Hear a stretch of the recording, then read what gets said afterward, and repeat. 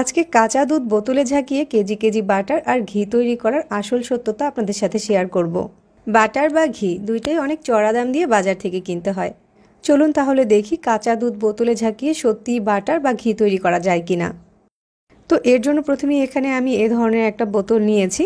তারপর এই বোতলের ভিতরে কিছু কাঁচা দুধ নিয়ে নিচ্ছি। তবে এই দুধটা আগে আমি বরফ করে তারপর এরকম নর্মাল করে নিয়েছি। আর দুধটা কিন্তু প্রচুর পরিমাণে ঠান্ডা হতে হবে।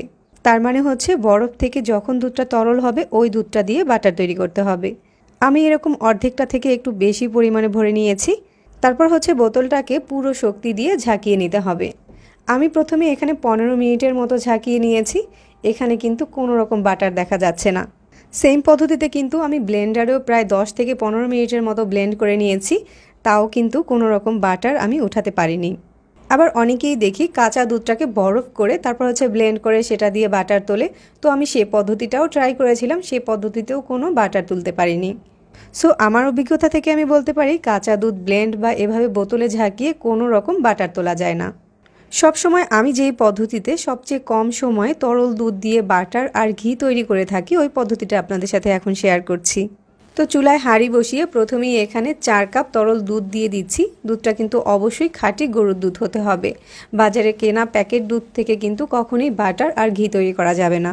আমি এখানে আজকে অল্প পরিমাণ দুধ দিয়ে বাটার আর ঘি তৈরি করে দেখাচ্ছি। এখন দুধটাকে খুব ভালো করে জাল করে নিতে হবে। দুধটা জাল করার পরে যখন এরকম কিছুটা টেনে আসবে তখন দুধটাকে চুলা থেকে নামিয়ে পুরোপুরি ঠান্ডা করে নিতে হবে। দুধগুলোকে আমি এরকম পলিতে ভরে নিচ্ছি।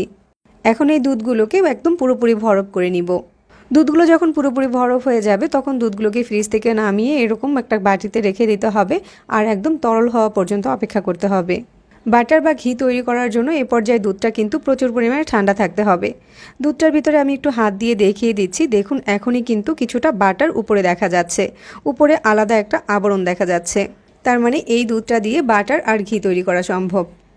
এখন এই দুধটাকে আমি এ ধরনের একটা প্লাস্টিকের বোতলে ঢুকিয়ে নিচ্ছি।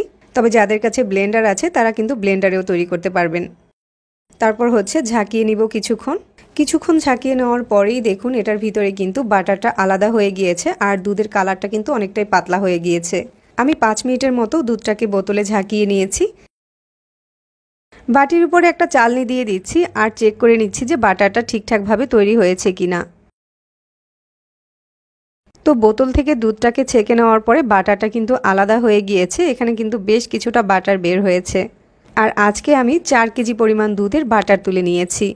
এই পদ্ধতিতে তরল দুধ থেকে একসাথে অনেকগুলো বাটার তুলে নেওয়া যায়। আর দেখতেই তো পাচ্ছেন দুধের কালারটা কিন্তু একেবারেই হালকা হয়ে গিয়েছে। তবে খেয়াল রাখতে হবে বোতলে ঝাঁকিয়ে নেওয়ার আগে দুধটা যাতে অনেক ঠান্ডা থাকে। তো বাটারগুলো আলাদা করা হয়ে গিয়েছে। এবার একটা বাটিতে বরফ ঠান্ডা পানি নিয়ে নিয়েছি, তার ভিতরে বাটারগুলোকে দিয়ে দিচ্ছি। এখন বাটারগুলোকে খুব ভালো করে ধুয়ে নিতে হবে যাতে করে এর সাথে আর কোনো দুধ না থাকে। তো বাটারটাকে আমি খুব ভালো করে ধুয়ে নিয়েছি আর বাটারটাকে 2 হাত দিয়ে চেপে দোকানের কেনা বাটারের মতো শেপ দিয়ে নিচ্ছি।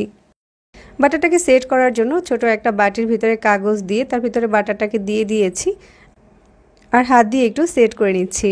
এবারে বাটিটাকে আমি 4-5 ঘন্টার জন্য ফ্রিজে রেখে দিচ্ছি। ফ্রিজ থেকে বাটারটা বের করার পরে আমি একটু কেটে দেখাচ্ছি আপনাদেরকে যে এটা কতটা পারফেক্ট হয়েছে। আপনার হাতে বানানো বাটার আর বাজারের কেনা বাটারের টেস্টটা কিন্তু আপনি চেক করলেই বুঝতে পারবেন। সহজেই কিন্তু এভাবে দুধ দিয়ে অনায়াসে আপনি অনেকগুলো বাটার তৈরি করতে পারেন। বাটার এভাবে বাসায় তৈরি করে কিন্তু এই বাটারটা দিয়ে আপনারা সকালবেলার পরোটা বা ডিম ভাজি করে দিতে পারেন। বাসায় হাতে বানানো বাটার যে কতটা টেস্টি আর কতটা স্বাস্থ্যসম্মত সেটা তো আমরা সবাই জানি।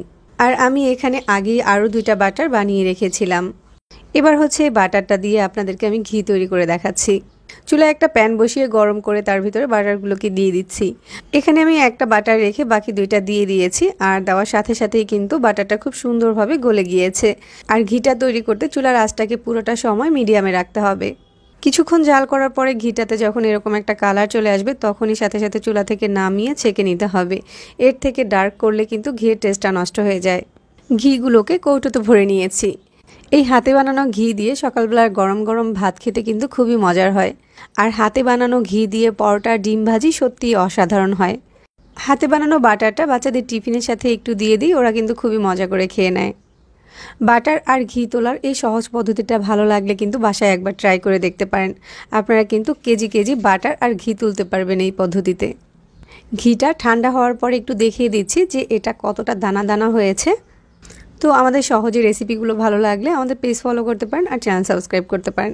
সবাই অনেক বেশি ভালো থাকবেন। আল্লাহ হাফেজ।